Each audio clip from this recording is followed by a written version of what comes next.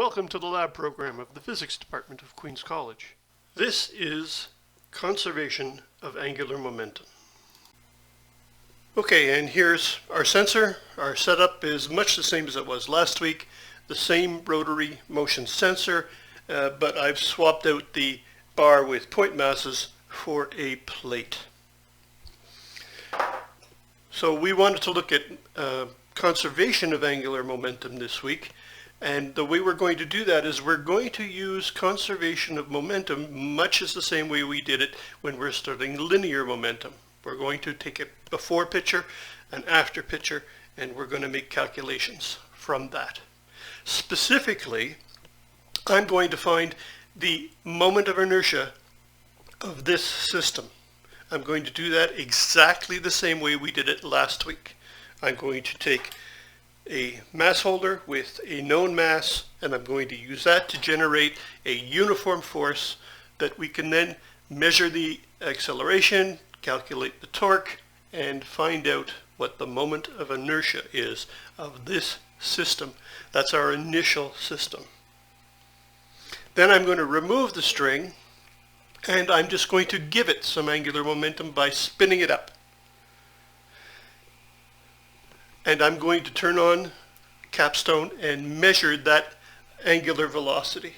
I'm then going to take my piece here and carefully drop it down, and you saw that it slowed down. The rotation rate is less. The angular velocity is smaller. We're going to record that as well and use that to calculate the moment of inertia of the new system.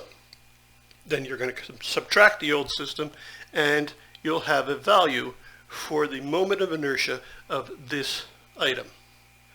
Now this item is a regular solid. It has a known formula to calculate the moment of inertia. All of the details, the mass and size, are in the documentation, and from that and the formula you can calculate a moment of inertia for this object. You have a calculated one. You have one you've gotten experimentally, and you can compare the two.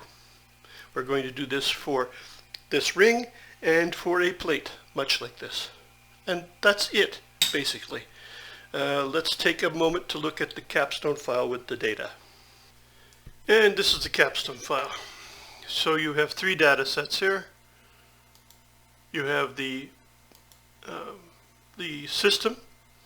The system is just a recording of the angular velocity of the disk as it's accelerated using a standard uniform force. It's a sloped line on an angular velocity curve. You know what to do with this. You can use this the same way you did last week to calculate the moment of inertia of that system, our initial system. The other data sets are much the same. Let's just pick the disk. You can see here that they look much like the data sets you used to get for linear momentum, and it's the same kind of story. Here is where I spin it up. Here is where it coasts, and it's slightly slowing through friction. Well, I should say a word about that.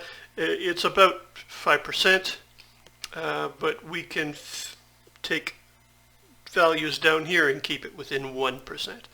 So what you're going to do to measure the angular velocity is take a box, make it smaller, come here, and just highlight.